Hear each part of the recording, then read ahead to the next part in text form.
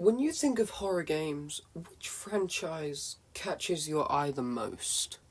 Do you think of Five Nights at Freddy's? Do you think of Resident Evil?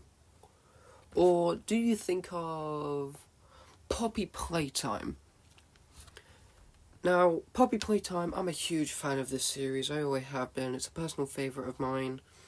But something caught my eye. Poppy Playtime has mobile ports for some reason. So anyway, I played chapter 1, and it's bad. I can't lie, it's really bad. And before you come after me with your pitchforks and torches saying that I have a very unpopular opinion, this is just the mobile port. I've played a console port of the game and I love it. But anyway, here's chapter 1 on mobile, and here's just what happened.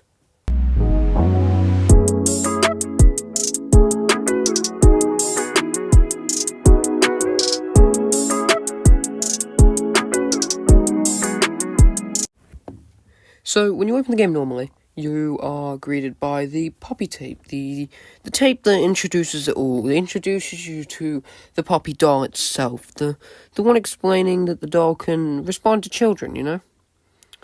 Is what normally happens. In the mobile ports, you don't even get an intro. It's like a 50-50 chance for the tape to actually work.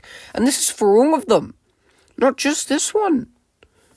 So anyway, then you're in the game. And everything looks pretty normal.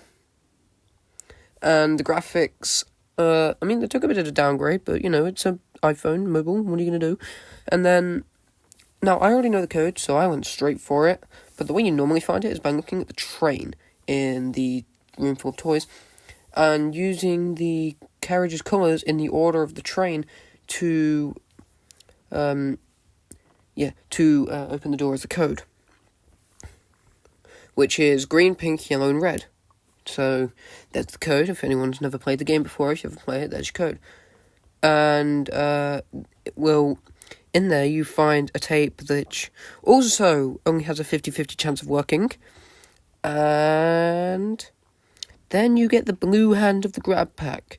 You get the red hand later, but you only get half of it here.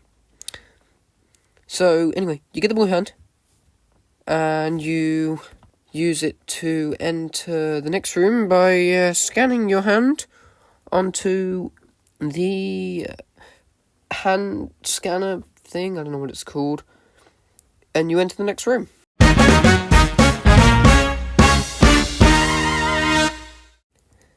That is Huggy Wuggy. Chapter 1's antagonist, Chapter 1's villain, the monster you face in this chapter. So anyway, this is Huggy Wuggy. He's an 18-foot tall toy, which we will see again later. So anyway, you try to scan your hand on this door, but, the power cuts out. It's okay, old building, just go through the door of the power room, and it's locked. No problem, you just, look around for the key. But while you're trying to open the door and find out that it's locked, you turn around and Huggy has the key. It mysteriously appeared in his hand. God knows how, God knows why, but you won't find out yet. So anyway, you use the grab pack, take the key from Huggy, and turn on the power in the power room by doing this simple little puzzle. Once the power's turned on, you can actually open the door this time by scanning your hand on the scanner thing. You run through the big-ass hallway, and Huggy's arm moves along the wall. It's another horror trope, considering his arms are taller than the player, I think. And enter the fuse room. I call it the red hand room, because it's where you get the red hand. You have to find 4 batteries or fuses, or whatever you call them, to turn on the crane and, obviously obtain the red hand. These batteries spawn in random spots around the room, and you have to explore the room to find them. Anyway, you obtain the red hand and use the hands to open a vent, because you need both hands to scan both panels.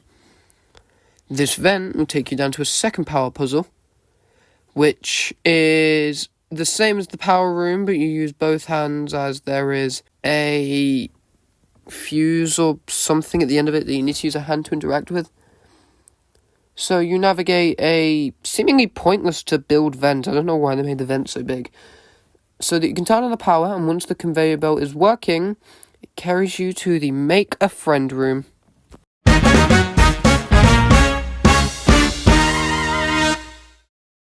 Now you're on yet another power puzzle. Sorry, boredom aside, but you need to turn on the power to activate the machine. While you're up there, you'll see a pink tape. Now, I've wanted to talk about these because, like I've said, they don't work. They just don't. So anyway, you turn on the power again and activate the machine. And after about a minute, you get a cat bee toy. You can use the cat bee toy to open this door, and you guessed it, Huggy returns.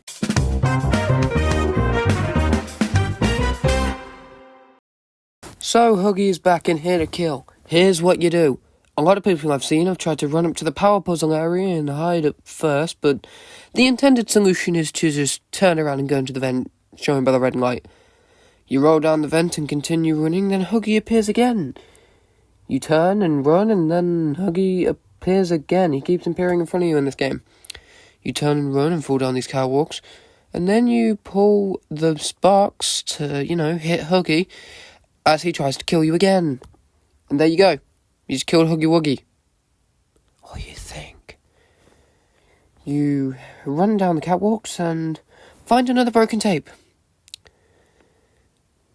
You head toward the giant flower which you were informed at the start of the game, but because the tape didn't work, you probably won't know without actually playing the real game and having a working tape.